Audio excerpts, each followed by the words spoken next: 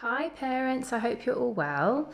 So since I stopped doing the school videos, I have been approached by lots of parents to say, please, Joni, can you do a couple more?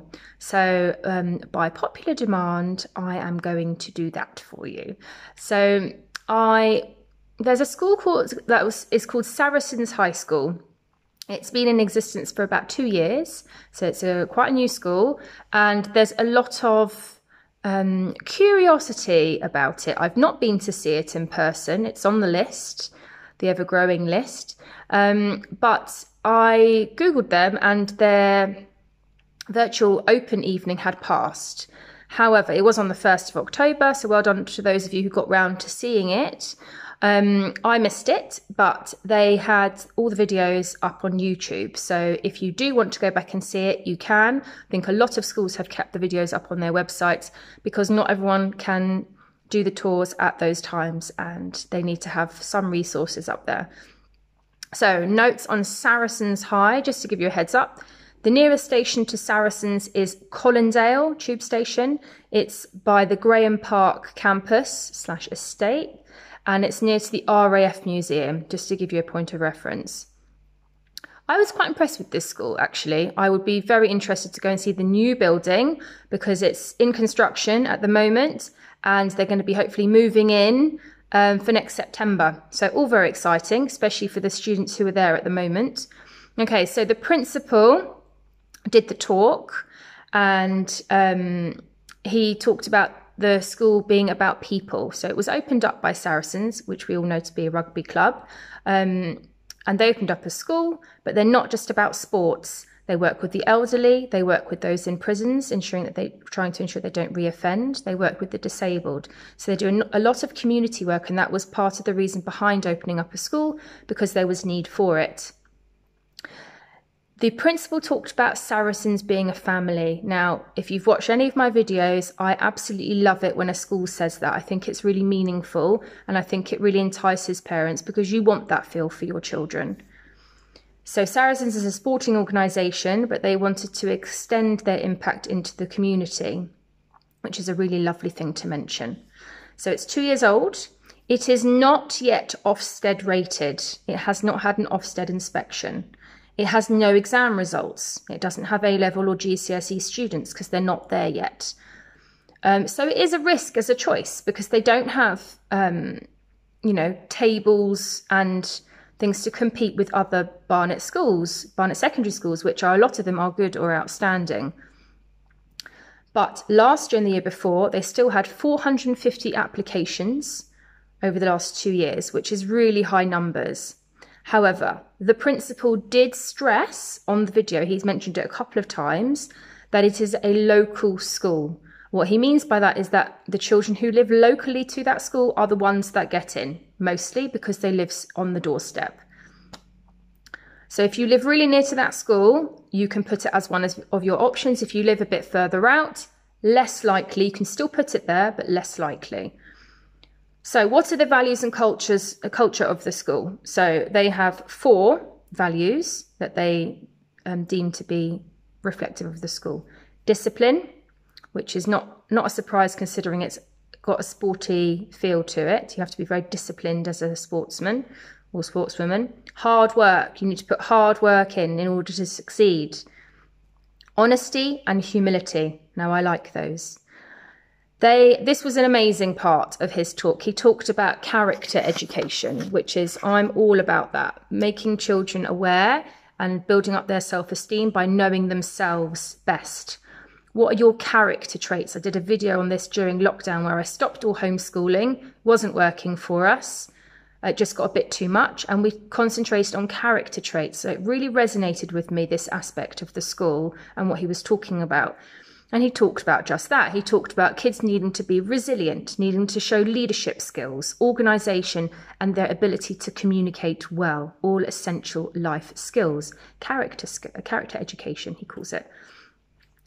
As character education develops, he says, academic success accelerates. When you know yourself more and you can kind of tune into yourself and your strengths, you will succeed academically. I think there's definitely some truth in that. during the summer, when I took the pressure off Harrison with his reading, he started reading. He now doesn't stop reading. It's amazing. I love it. But he has realised that he can do it when the pressure's been taken away. So he talks about character, how characters come across in interview when you're interviewing for something. They do look at your academic results, but it's also about how you come across. Are you communicative? Ooh. Which I liked.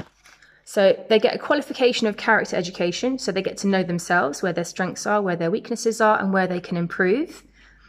It gives them an edge over their competitors. Now, he kept saying that they're not a competitive school, as in sportsmen can be competitive. That's, you know, the nature of the beast for that area of the world of expertise. You have to be competitive because you want to win. But they don't have that as a philosophy in their school.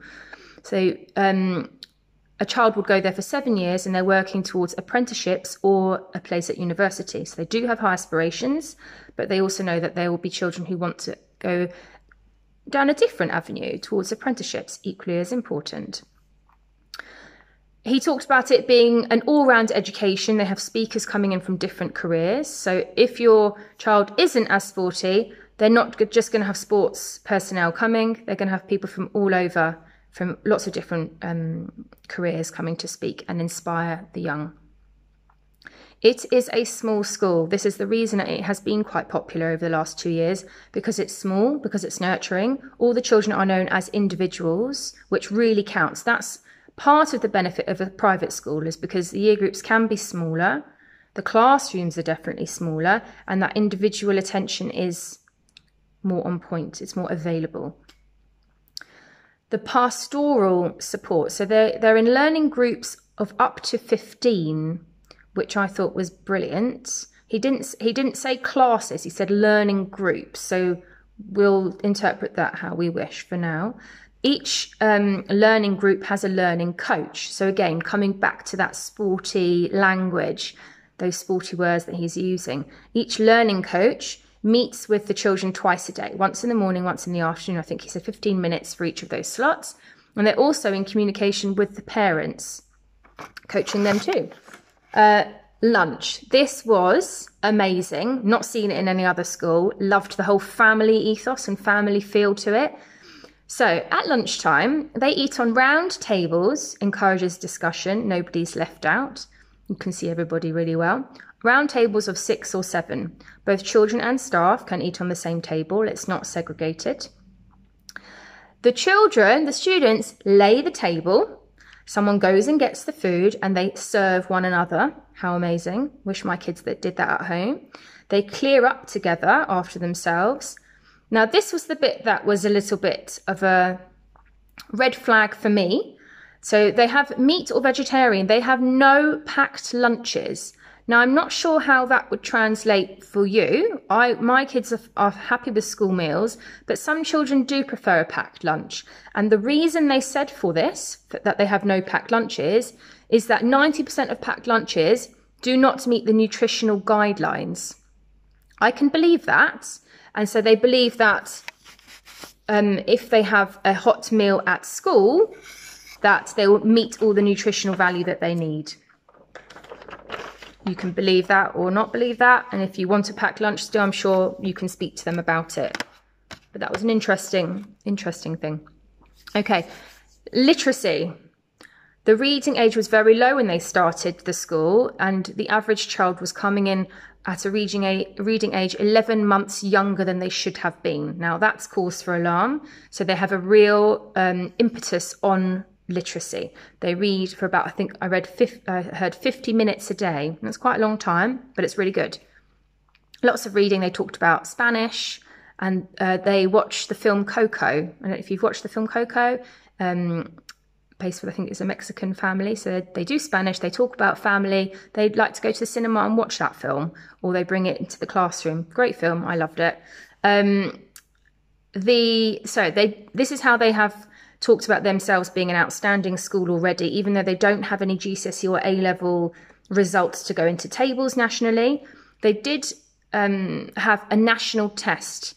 And in that national test, they were well above average for their results. And that was in literacy and that was in maths. SEN and EAL students also did very well. So that's a really, really great incentive, and it shows that they are making progress in the school, even though they haven't been Ofsted rated yet. Behaviour. So he talked a bit about behaviour, and he said 3 things.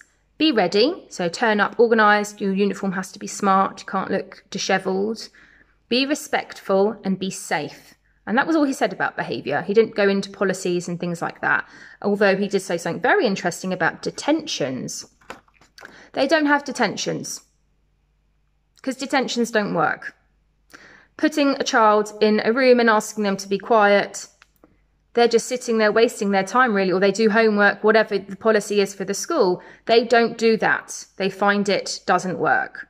What they do is they have a reparation meeting. So they will meet with the student after school and they will discuss what went wrong, what could you have done, and they'll work together to correct the behaviour so it doesn't happen again. I thought that was quite good. Okay, then this is a nice bit too. So he talked about the new building, the new home, because he referred to the Saracens High children as being a family, and they're moving into their new home, hopefully for September 2021. He showed lots of different kind of architectural pictures of the school, of different classrooms, the dining hall, the sixth form area when they have a sixth form. Beautiful, beautiful building, really airy, really spacious. Reminded me of Wren Academy, reminded me a bit of JCOS. So it had that very open, ventilated feel to it. This is what you get with modern buildings. They're really, really nice, really cool. So he showed us lots of pictures of this building, and this is where they're going to be starting come September. Another thing, the last thing that I want to mention is that they have 2 school counsellors, a male and a female, so that if this is a time in our lives where mental health is at the forefront, especially for our children. So they have got counsellors on site all the time if your child wants to go and speak to somebody. So there you go. Those are my notes on Saracens. I'm going to do a couple more schools as well. If you have a particular school that you would like me to comment on, please message me or leave me a message on my Facebook page. Thank you. Bye.